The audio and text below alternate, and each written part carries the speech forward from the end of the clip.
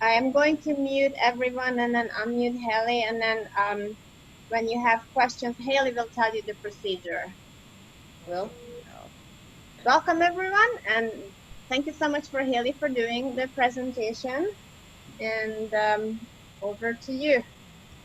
Okay. I'm going to now just say, while you're all here, I don't want this to be too formal. I do want to be able to.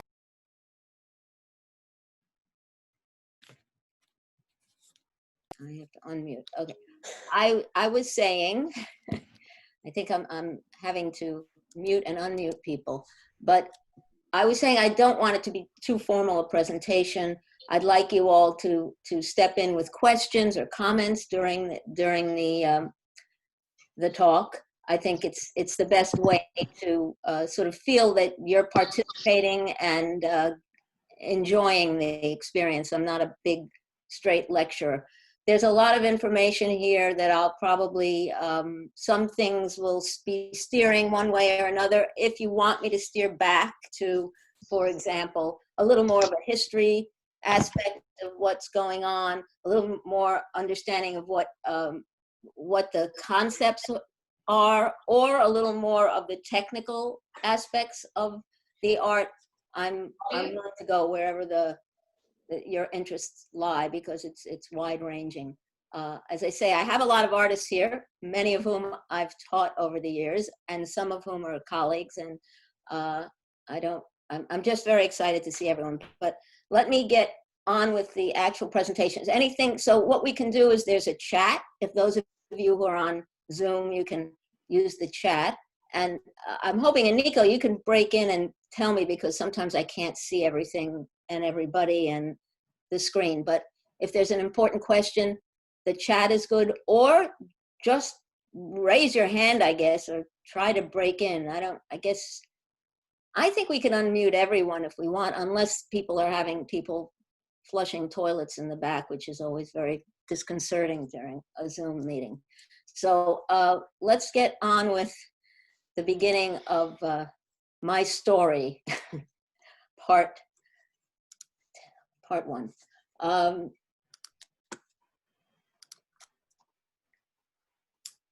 So I want to thank you, Nico. I'm very pleased that you've all come and joined us on Zoom and Facebook. I'm a proud alumna of Hunter College High School, as some of you also may be. And I went on after high school to have a career in the visual arts. I am an artist, a curator, and an educator. I have been teaching and still teach at Marymount Manhattan College, where I'm a professor of art and a director of the Hewitt Gallery there. And I teach, and one of my favorite classes is watercolor. And it is also the medium which I in which I work primarily. Today I'm going to talk about that work and how my experience in a very special course at Hunter College High School called Integrated Arts became the kind of touchstone for me throughout my career. So I'd like to dedicate this talk to two people. One is Anne Mayer-Surgut, who was a member of our graduating class of 65, who tragically passed away this year. I was actually, she was in my elementary school class when we went on to Hunter, and remained interested in art over the years. The other formidable and formative person in my life early on, besides my father. Paula Gottlieb. Huh? Oh, Paula Gottlieb, good. Hi, Paula. Hi, Hallie. So the other formidable and important person in my life was Marie Rosso. Again, not many of you, only a few of you may know or remember her, but she was the art teacher at Hunter College High School and really gave me a tremendous amount of guidance that lasted through my whole career as an artist. And those kinds of people are very important to you in your life. I want to thank Aniko again and the Hunter College High School Alumni Association for sponsoring this. Helen Epstein for suggesting I participate. I'm not so sure right now that I'm delighted, but thanks, Helen. And the Visiting Artists and Scholars program at the American Academy in Rome. So this is a journey from a neo-Gothic building on 68th and Lex. Some of you may know it. Those of you who haven't lived in New York for a long time or ever, but everybody who went to high school here remembers that building. And I journeyed from there to the American Academy in Rome, a classical Renaissance structure built by McKim, Mead, and White at the turn of the century. This is the home of the American Academy. So I'm not going to read all this, or I'm just going to give you the sense of the kind of enthusiasm when I reached out to classmates about the integrated arts course, which no longer, I'm sure, exists. According to Barbara Tolman, it was the highlight of her time at Hunter. Naomi wrote, when I look back at my years at Hunter, I don't remember what I learned. What strikes me is how I learned. Jerry Blum had a formidable memory. None of us had such a memory. What we did was to have classes in an auditorium, and we studied time periods and effects on art. She names a number of, again, memorable characters in our pantheon of educators in high school. And finally, Helen had a great deal of good reminiscences about what we did or what we might have done, from Greek modes in music to Oliver Strunk's source readings in music history, and eventually comes to the conclusion, as many of us did, that it was the best course she ever took anywhere. Let's move on over a long and winding path of 50 years, and where I then ended up in 2015 in Rome, Italy, although I had studied there as a junior in college. Very exciting for me, and again, probably cemented my absolute passion for Italian arts and culture. The Visiting Artists and Scholars program invites artists and scholars to present proposals and then gives them some opportunity to do those proposals. I was working with the novelist, essayist, and critic Francis Levy, who happens to be my husband. And we were interested in Italian cinema, particularly that of Fellini and Pasolini.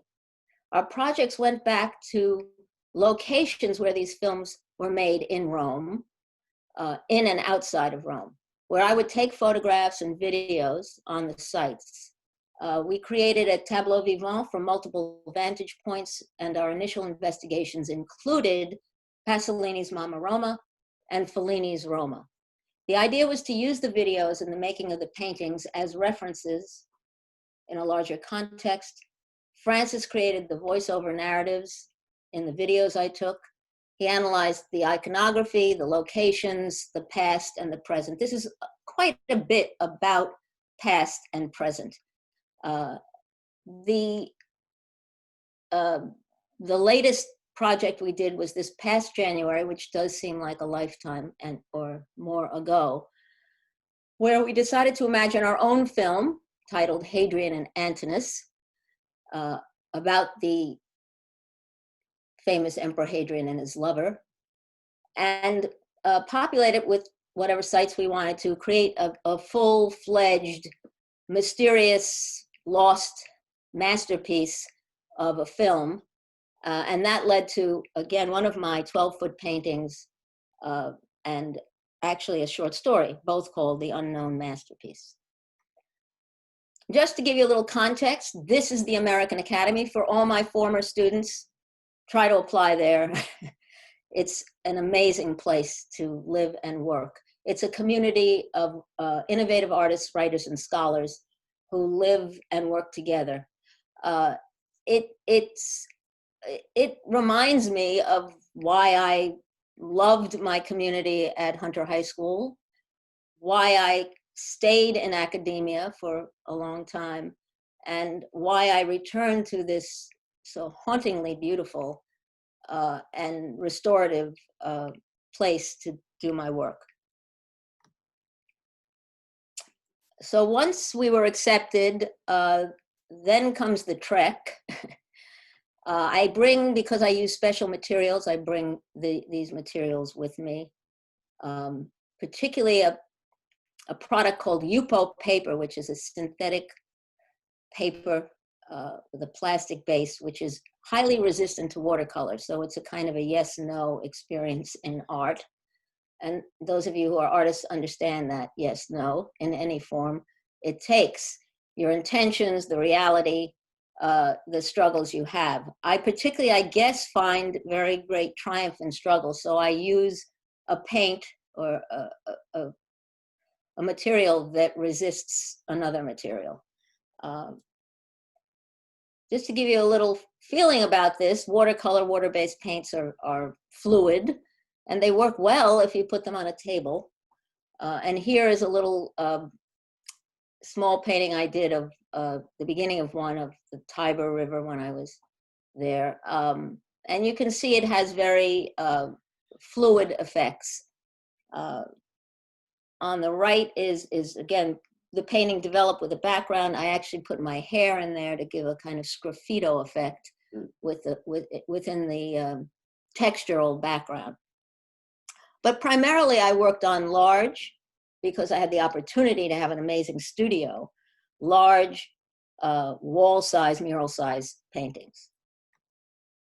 The studio that I've been in for the last 4 or 5 years was named for, because it was occupied by a very, very famous American abstract expressionist artist, Philip Guston. He won the Rome Prize in '48, and you can see him in the middle image there. He's there in that same studio with his a painting he did in '48. On the right is the studio today, as I and many other artists occupy over the course of a year. And on the left is a painting he did not in '48, but more in the early '70s, where he was almost excommunicated from the art world by going from abstraction to representation. And I thought this was a good example, again, of his cartoonish style that sort of blew the window off abstract expressionism, but also paid homage to the great painters of Italy that he admired. And guess what? I admire them too. I don't know, are there any questions now? I just think maybe it could be cool to see if anybody has any thoughts or wants to raise their hand, or can we unmute Aniko? Thank God, somebody's going to talk. Okay, go ahead. If people can unmute themselves, they have the permission. We just muted them for sound. So if anyone wants to speak, they can unmute themselves, or I also mentioned that they could just chat me if they have difficulties and I can help. Raising hands won't help because we don't see everyone. Helen, you wanted to be unmuted? There you go. I had a question about what you said about materials and about why you're drawn to materials that resist each other. And I'm not really sure I understand what it means for materials to resist each other. Well, watercolor is a water-based liquid medium. It's usually used on a paper surface, a watercolor paper surface that absorbs it, allows it to sink into the fibers. I'm working on, imagine, a piece of glass or a totally non-absorbent surface. So all my gestures and intentions are being challenged. I'm trying to think of other metaphors, but that's I can show you, because I'm going to show you a few other, pictures of the work and close-ups and everything, but it has this literally physical resistance to the paint. It doesn't hold the paint. Does that mean that you're not as much in control of it as you would be otherwise? Right. Watercolor in itself is something that you have to play with the control and not control, but here the not control tends to dominate. Okay, so the first a major painting I did there in I don't know if you're, you know, I'll tell you one thing, if you have it on your full screen, you sometimes can't see my whole screen. But anyway, Mama Roma was a film with Anna Magnani by Pasolini in 62.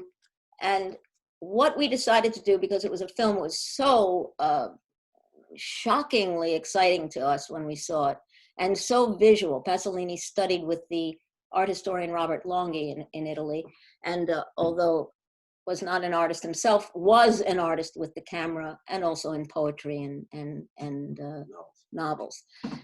But when we first saw this film, all the references to Leonardo's Last Supper, to Mantegna's Dead Christ, it just kind of resonated. And we decided to make this project about going back to Rome, to these locations.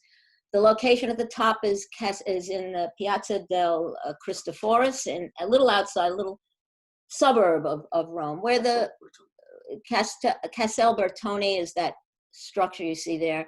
And you'll see a better picture, but I'm in the studio there. Actually, that's not Guston's studio, it's another studio, but I'm working on the painting there. Francis on the bottom is writing in real time while I'm kind of photographing the place and creating the voiceovers for the films. On the upper right, you'll see Anna Magnani, if you know, and some Pasolini on the right. So these are the kind of historical references that kind of stimulated my thinking about making a painting about this film. Just briefly, you can see we go back every January, so it's cold and sometimes there are Christmas lights still hanging out. But you can see this particularly important archway, which in the film represented Magnani, who's a prostitute, her wanting to elevate her life and move from being a prostitute to a legitimate person with a legitimate place to live with her son. This is the painting. Again, it was one of the first times I worked on this kind of scale, so it was a challenge. I had some of the text of the film written in Italian because I like to study Italian as well as live there.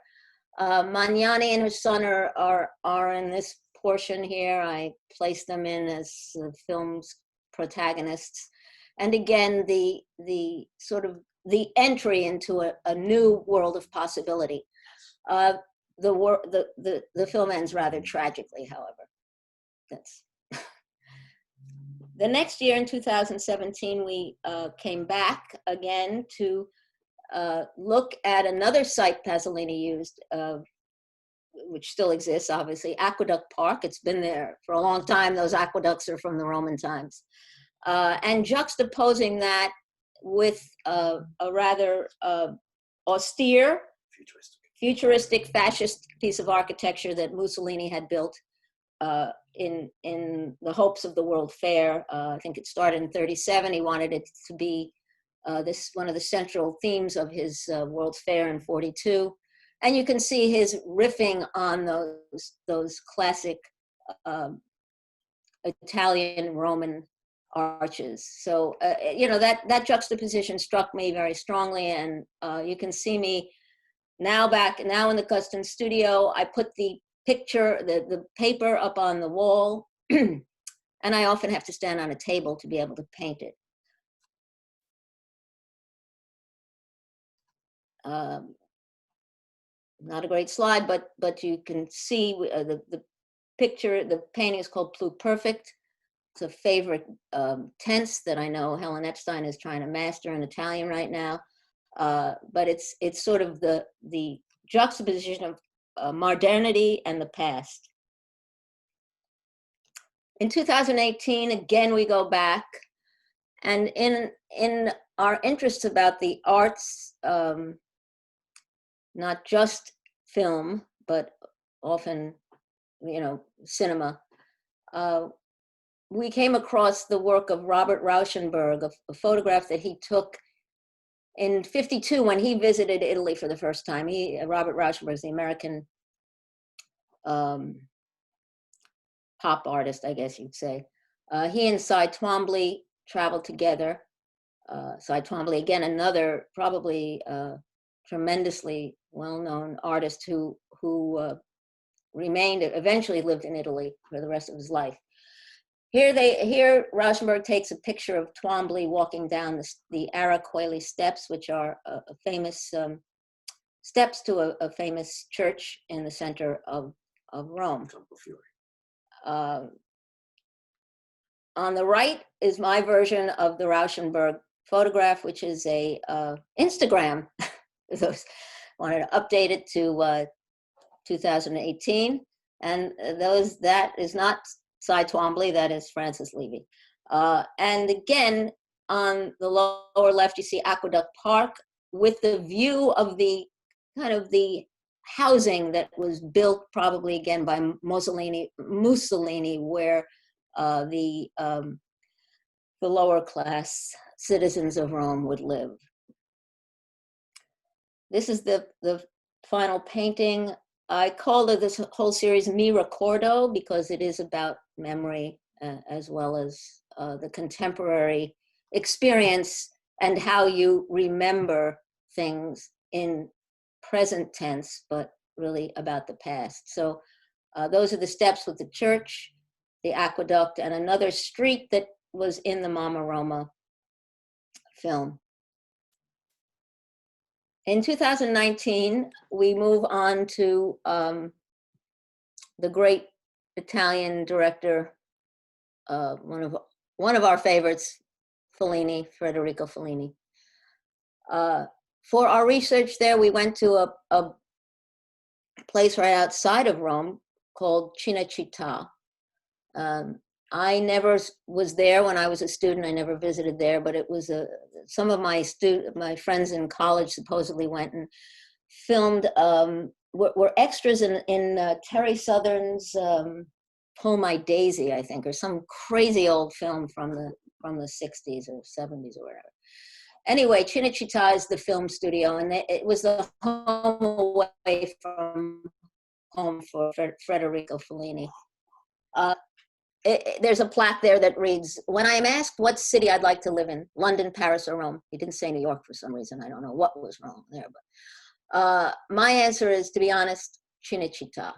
Cinecittà's Teatro Cinque is actually my ideal place. Excited, thrilled, enchanted. This is how I feel before an empty soundstage, a place to be filled, a world to be created. Well, actually, that's the way I feel in front of a blank piece of Yupo paper. It's an empty stage, a place to be filled, and a world to be created. And I'm very excited to be able to share this with you. We walked along the Via Margutta, where Fellini and his wife Giulietta Massina lived.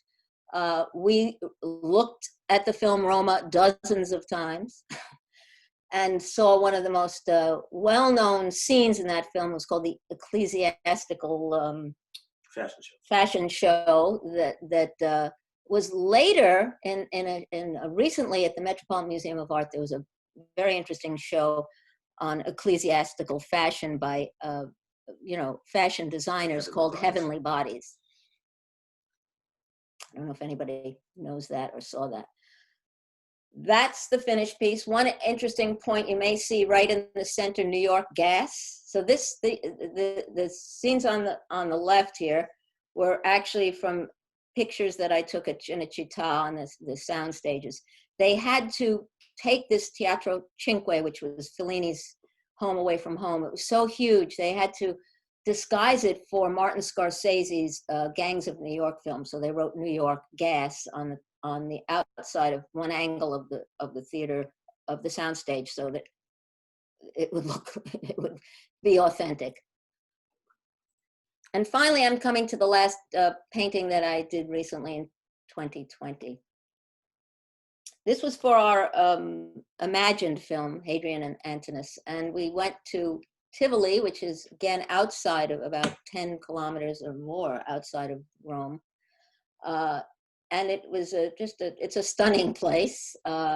And it's this large Roman complex that Emperor Hadrian built. Hadrian was a big builder. You could call him the kind of, no, what is it? It's like a Zeckendorf of, or a big builder. He built the Pantheon, or rebuilt the Pantheon. He built his villa in Tivoli. He built his mausoleum. He's a big builder.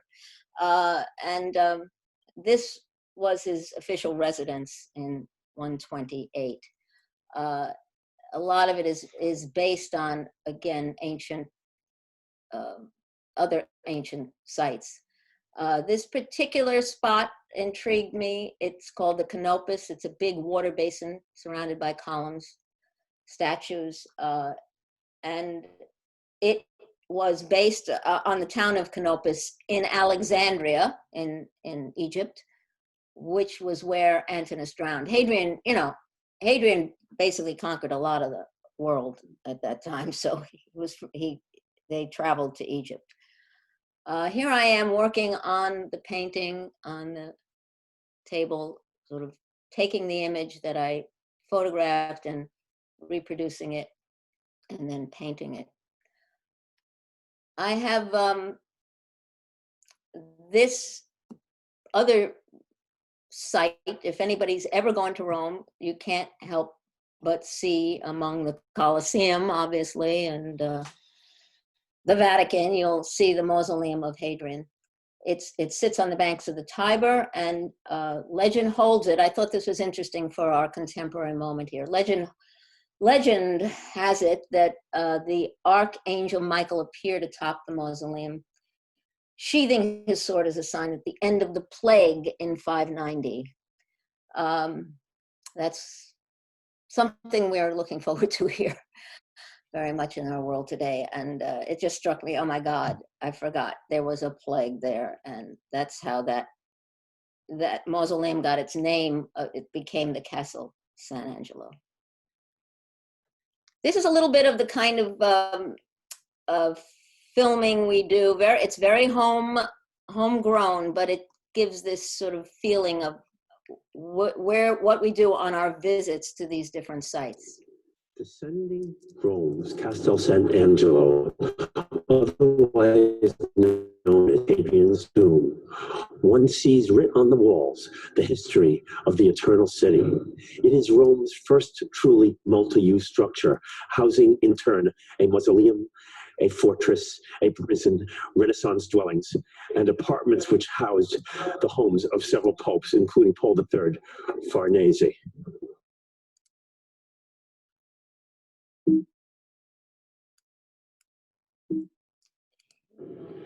See that. Again, a work in progress. This is part of Hadrian's tomb that I'm painting. Let me see. Another, as it moves along, I was quite anxious of whether I was going to finish this. I have 2 weeks that I get in Rome every year, and it takes a long time to get this done. Particularly, I had to do about 5,000 cobblestones. These are a couple of details. And in here, maybe you'll see the kind of resisting sort of look that things start to kind of flow, and I have to catch them because gravity is flowing them down. This is, again, a detail where Antinous was actually made into a constellation after he died by Hadrian. And that's those are the 6,000, how many thousand, 5,000, 6,000, I don't know, those cobblestones on the right. It took me 3 days to paint those in. And you'll see the Canopus on the left, Hadrian's tomb, the interior of Hadrian's tomb, the constellation, and an exterior view from the top of the castle,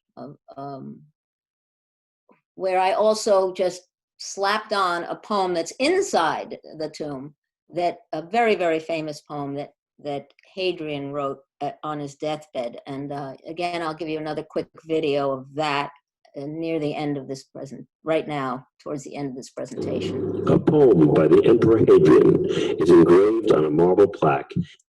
Whoops, sorry. Try that again. A poem by the Emperor Hadrian is engraved on a marble plaque in Castel Sant'Angelo. Marguerite Yourcenar translated it in her classic Memoirs of Hadrian, a fictional letter from Hadrian to his youthful successor, Marcus Aurelius.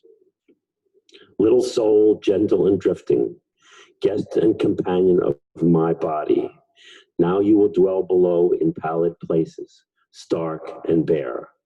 There you will abandon your play of yore. But one moment still, let us gaze together on these familiar shores, on these objects which doubtless we shall not see again. Let us try, if we can, to enter into death with open eyes. Actually, the massive, rotund, turreted structure, a geometrical hybrid of spherical and rectangular shapes, was, as the words of the poem indicate, originally the site of the emperor's tomb, which was built in the 1st century. Its popular appellation deriving from the apparition of the Archangel Michael by Pope Gregory I in 590.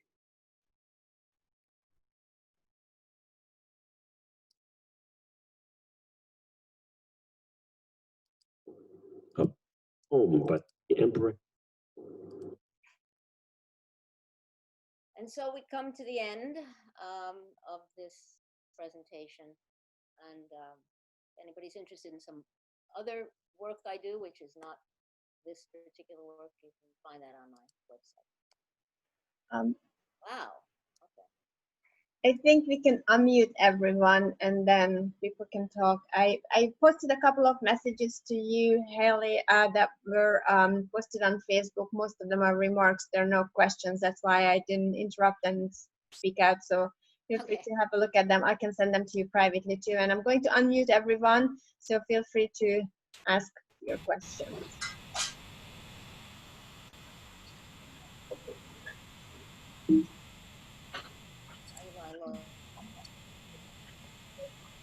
People who muted themselves are still muted. So I unmuted everyone system-wise. If you are still muted, you have to unmute yourself in your own system.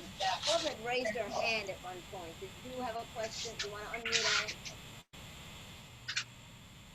And Nelson, not been ordering extra coffee. Patricia, go ahead. Okay, thank you. Hallie, here's the Yuko paper, which is, I love that this picture of being yes, no, yes, no, I'm sorry, we're having a hard time hearing you. Can you get closer to the mic? Yeah, further away from your husband? Been trying to do that for years. Hallie, can you hear me now? Yeah, better. Okay. The choice of the Yuko paper, which you described as a yes-no meeting, I liked a lot. It talked about the distance as well as the acceptance of your materials. It just seems to escalate the level of difficulty so much. Why? Why do you choose? And what is it about you that's interested in the yes-no dynamic? That we'll discuss on the couch later, but I'm going to say that I'm a person who's been filled with anxiety ever since I was a little girl, starting Hunter College High School at the age of 12. And even when I do my artwork, I'm questioning, I'm concerned, I'm not doing enough of the artist's way to get myself to engage with great confidence in what I do. So I set up, I mean, this is what I've come to. It's a simple answer, and it's not the only answer. But I think what I do is set up a distraction, some obstacle that I have to kind of work around that kind of distracts me from my real worries. You know, is this good enough? Will people like it? Do I like it? What's going to happen to it? You know, things like that. So I think it's a kind of distraction. Also, to be honest, hello, can you hear me? Mm-hmm. I've worked for a long time, and one of the things an artist, I think, has to deal with is when things become too easy. And to, you know what you're going to do, you know how you're going to do it. It's not enough to just keep repeating yourself. So I took this on as a challenge. I have a question. Can you hear me? Olive? No. It's hi. Hi. I'm Olive. Yeah. So for the UPA paper, because I remember you talking a little bit about it when I was in school, how it resists it. So when you start out a painting with like, I guess an idea in your mind, and if you find out that whatever application technique you're using isn't working, do you just try and work around it, or do you kind of let the medium and the paper kind of influence the idea in your head? This is a good question from a good art student. It depends. I have two big bodies of work. One is this work, but the other is much more abstract. And I think that work, I really let go and just go with what I let the paint create the painting with just a little bit of nudging. This is the other end of the extreme. I have the image up and I have to somehow force the situation into under my control. But the thing about UPO, unlike watercolor paper, is you can take a sponge and wipe the whole thing off in one fell swoop. Yeah, I tried. I tried it out a couple of years ago. I remember I saw some of your, I think in one of the offices, that really big wave one that you did is hanging there. I tried it, and because I used the arches, arches, and it did. It's just not what it says. It's hard. It's weird. Watercolor is deceptively hard. I think people think of it as an easy, but I know I have a few watercolor artists scattered about here, so I think it's definitely a different medium than what I usually use. Okay, I'm, Helen, you want to repeat all the questions? There are no questions. I understood her question from your answer. Oh, okay. Okay. Lydia. Oh, Lydia. Hi. Hi, Hallie. You started to answer it, but I'm going to ask it anyway. So could you talk a little bit about the phases you may have gone through as an artist, because you've been doing it for so long, and it sounds like you did some abstraction. Why did you turn toward representation? And also part of that question, I guess, is, do you think the coronavirus or this pandemic is going to influence any of your concerns? Two questions. I'll start with the first. I think one of my issues is I've always had a struggle between abstraction and representation, and I like both of them, so I do both of them. It's not always a typical direction that artists take, although Philip Guston, as you know, worked abstract. He actually worked representationally, then he worked abstractly, then he worked. So I'm doing it a little bit still simultaneously, which is another issue. But it's kind of, I want my cake and eat it. I love both things. I love both ways of working very spontaneously, and I also like being able to work with a lot of control. That's soothing sometimes. It's like, just very simple, getting through, having a lot of control, and knowing, kind of trying to judge ahead of time. So I do both of those things because I want everything. I'm very, I think the one thing I heard with my students right before we had to shut down in March was whether, and they, particularly the seniors who were doing their final work, was whether or not they felt that it was legitimate to do anything at all in art, and particularly if their art was not in some way representing or recognizing the particular crisis they and everybody else were going through. So that's another struggle, about what is the meaning of making art right now. And all I can say is that a friend of mine is an artist who's got a website, a blog, and a post on Instagram called artspiel.org, and she's I'll be featured over the weekend, I think it's Saturday, with how are artists coping during the virus. And I had to answer a lot of questions on that, so I will put that up on Instagram and you can look at it. But the short no, there is no short answer. The answer is we're all just trying to cope. And if making, for my students, they said if making beautiful things made them feel better and made others feel better by looking at them, I encourage them to do that. If others I had another students in my watercolor class, one who just had to address the work, the situation, and did I talked about how she could do that and do a series of masks with that's the lingua franca of what's going on. And so a lot of artists are doing either directly representing things or trying to find meaning in their work, whatever the content is. But I think it's a difficult time, and for art and for people, and you do wonder. But I wonder that anyway sometimes, why am I doing it? But Thank you. Hey, Paul, do you have a question? Yes, Hallie, my question is that you mentioned you and Francis created an imaginary film as part of your collaboration. What does that mean? Was there actually something produced, or is this truly imaginary? It's right on that little liminal space.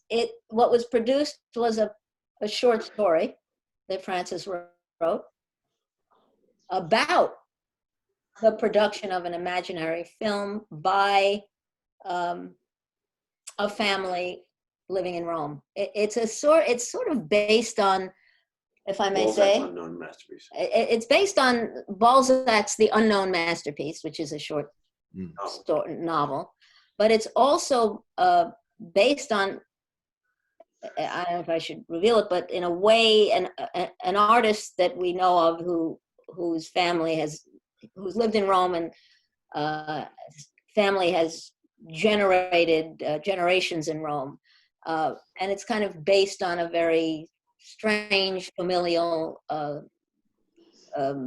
generations who supposedly created a film in secrecy that started in the silent film era, which is sort of what this Hadrian and Antinous is based on. It's based on their love story and that time. But this film has been there's no family to it. There's not happening. This is just, and so it's an imaginary idea.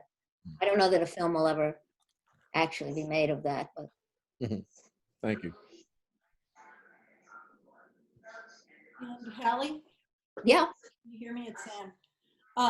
Do you and Francis scout locations far in advance of your arrival in Rome, or how do you find where you're going to be each year? So we look carefully at the films. We do a lot of research. I actually do the research. Yes. Because, that's what I'm good at. And Francis is good at making the whole thing up.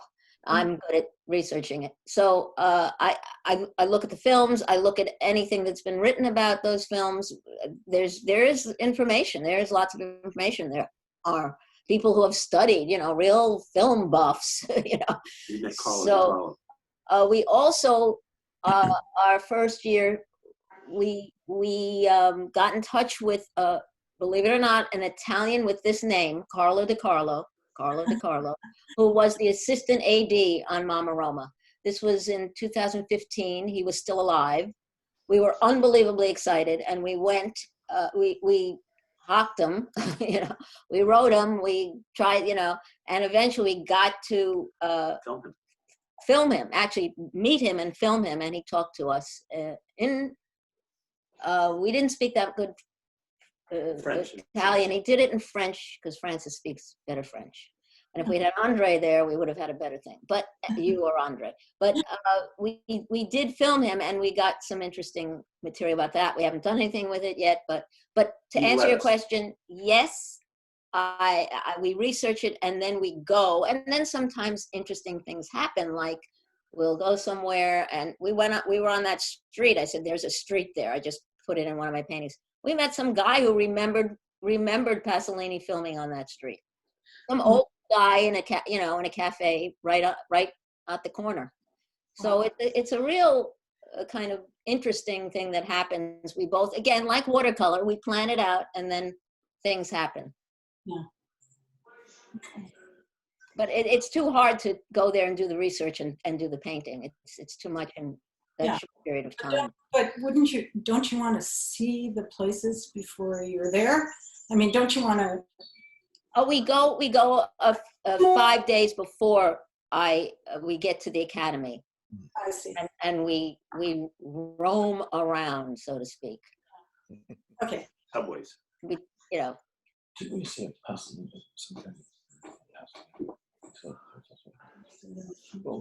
I'm having to watch Hallie speak. It's amazing. I left New York. Okay. Olive was a great student. She had to leave New York because of a medical condition, but we kept in touch. I'd love to hear if anybody else has any thoughts about their own work, even, and how, resistance and compliance in one's own work, the struggles. I have so many artists here, it feels like, and people interested in the arts. I know you all have stories, so hopefully maybe when we see each other, you'll share them with me. But I guess this is Helen. I guess I'm interested in your choice of subject matter. How and why do you choose the subjects you do? Are you doing a lot of this stuff because you are in Rome, or is it because you love Italian cinema a priori? Or why? Why are you drawn to it? all right, so very good question. And a very simple answer. If you're applying to the American Academy in Rome, you darn well better have something Roman to deal with there. But to the other end, I love Rome. I love Italian cinema. And therefore, ergo sum, or whatever, it fits together. But yeah, I mean, I don't think the American Academy would necessarily be as interested in having someone there who was necessarily, working on Chinese landscape painting, which is another interest, but not necessarily going to work for the American Academy. People put in proposals that have to do with, then why should you go there unless you need to be there for some reason? And I need to be there so that I can see these places and become inspired by the psychogeography that infuses me when I'm there. I also see Rome not as a tourist, which I know Lydia had an amazing residency in Paris, longer than 2 weeks, and I hope Kristen will get a residency, and other people, to really live in a place and not to just be the tourist, but to really invest in the culture and the life is very exciting. So, I mean, I feel a little bit ancient, of course, I am, but it is so Western culture. I mean, apologies to to the new generations, but I was struck early on by the Italian culture and art, and it's remained a big part. Wendy Schneider, who's here, we biked through northern Italy together. So that's something we love to do. We can't, it's nice, it's good, but it is something I've just been attracted to for a long, long time. Okay. No more questions. I'll Oh, I have more questions. you can call me later. Oh, hi. Jim and I here can't turn mute off. Do you have to fix the piece to hold the surface intact? Fix it. Oh, Ruane, very good. This is again, it's an exercise in futility, which personally I'm feeling a lot of these days. But I think there's a way to fix sometimes. I've done some research, but it would be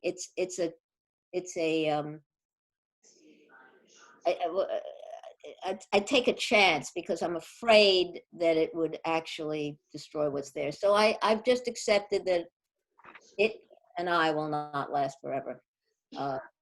I roll the stuff up carefully with, I have a, I don't see Heidi here, but I roll it up with someone I know who's there, usually when I'm there at the academy. And I hope for the best. I mean, normally you'd put it under glass, as a watercolor. But I can't do that with this. Yeah. So why the subject matter? You said Italy, right? I think that's what the painting behind you is. Now, did you just come across like Italy and just it stuck? Or do you think that a certain, I guess, say, certain part in your life influenced your passion for painting that particular subject matter that you do? No, I mentioned it briefly, but when I was a junior in college, our school had a study abroad program in Italy. So I went because I'd never been to Europe, and that was what everyone was doing that year. A lot of my classmates went to Italy. Some of them are here. Paula, see who else here. And so I think that was formative. Oh, okay. Going to Italy as a student, so I became. Okay. So do you think picked a different country, would you have gone down the same path of that being your passion, or do you think it's always meant to be? No, I actually am a person who believes possibly if I'd gone somewhere else, I would have been obsessed my whole. I think you get very imprinted sometimes early on something. So maybe if I'd gone somewhere else, I would have had a passion for France. I have friends who have a passion for France, or a passion for Britain or Greece or some other place. I think it might have imprinted on me. Again, I think the whole point of this talk, and maybe I should end with the reminder that I was early imprinted by Hunter College High School. Mm-hmm. That experience, and the lessons I learned, the people who taught me, my peers, had a very, very powerful effect on me, and that has imprinted this interest in the arts and in culture. Have you had any, sorry, I'm asking a million questions, but have you had any urge to dive into a different country and a different culture, or have you been back to Italy? I've stuck my toe in a lot of different cultures. But I always return to Italy. Okay, so it's kind of just like the whole unknown question of why artists are drawn to the particular thing that they have. Okay. Yeah, I mean, I think one could. It just sometimes it's a feedback loop. You have a good experience. It adds to that. You want to repeat it. You want to continue with it. It's like a positive feedback for me. Okay. Although all bets are off now, so we don't know what's going on. But good luck to everybody. And I did want to mention my dear friend Karen Robbins, who's also an Italiophile. I don't know if Karen, you want to say what was so powerful about that experience in Italy? I think you had a powerful one. Can we unmute Karen? I'm on mute. So I think, I don't know, I think we all bonded tremendously, and it was new. It was so new back then. None of us had traveled to Europe before, practically.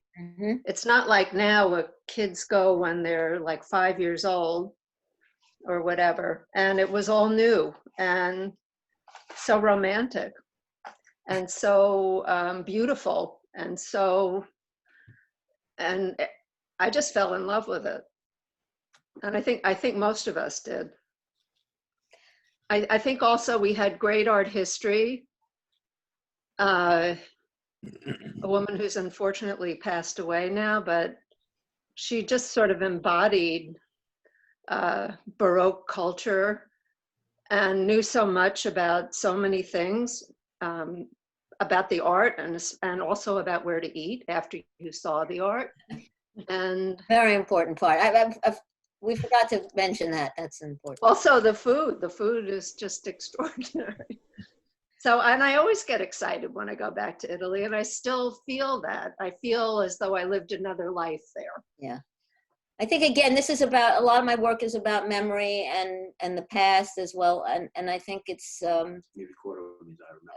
mi ricordo means I remember. And I think, again, you know, they say now there's studies, neurophysiology, where you if you listen to songs when you were younger, you almost feel younger. You know, this is sort of, as I say, I don't know, I may be getting too off the topic here, but I think that's an important if I can say something else, Hallie, I wish you would show the videos more. How many videos are there?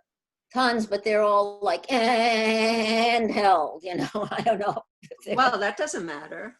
Brian, fix my videos for me, you know. No, just to put them together. Madeline will help me. She's a photographer. I can get some. I can already see I got a little crew here who can work on my handheld videos. But and Frank's voiceovers are fabulous. So they work. They're very spontaneous, but they kind of work. Oh, Paula. My God, say something about Italy, Paula. You don't have to say anything. Well, she's getting on. Actually, there was a question about who is narrating your videos. So I think you answered that question. Oh, good. I'm sorry. I'm bad at these questions. That's okay. And then also there's another question. What made you take the watercolor to the wall instead of the table, as the watercolor is a challenge? There just wasn't a table big enough. And I needed to see it. I mean, I wanted to see it up the way you'd see it when it was done, so that I could step back from it and, you know, look at the whole thing and sort of make decisions about how the whole piece works. 12 feet is a big expanse to, you know, 5 feet by 12 feet. You have to see it. And if it's on a table, you don't really see it the same way. Well, you were playing around with the You know,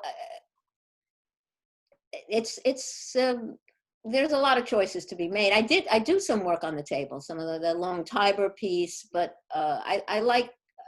for those more illustrative, for lack of a better word, I like to see the whole thing as it's in the process of becoming. Oh, that's right. Yeah. What, Paul? Oh. Did you recreate the background from the studio for this conversation? Yes, this is a virtual background. Oh, that's so cool. Did we have any more questions? Maybe we can bring your husband to the front. He was helping you from the background. Yes, here, the husband. We'll get him in here. Thank him too. Speak of you. Francis. Hi, thank you. He usually sits in the studio and tells me what I'm doing wrong. Okay, I'll see you. No, he's been an inspiration, I think, and it's great. It's a collaborative journey. So I wish you all the best in the coming months, and I hope to be in touch with most of you. And the people I haven't really known from before, I'm very grateful that you joined in, and just excited. And if anybody wants to email me to continue the discussion, I'm happy. Hallie Cohen at mac.com for people who don't know me. I'd be happy to answer any other questions as well. So thank you all. Arrivederci. Brava. Ciao. Thank you so very much. We truly appreciate it. Okay. Thank Bye-bye. you, everyone. Bye. Bye-bye.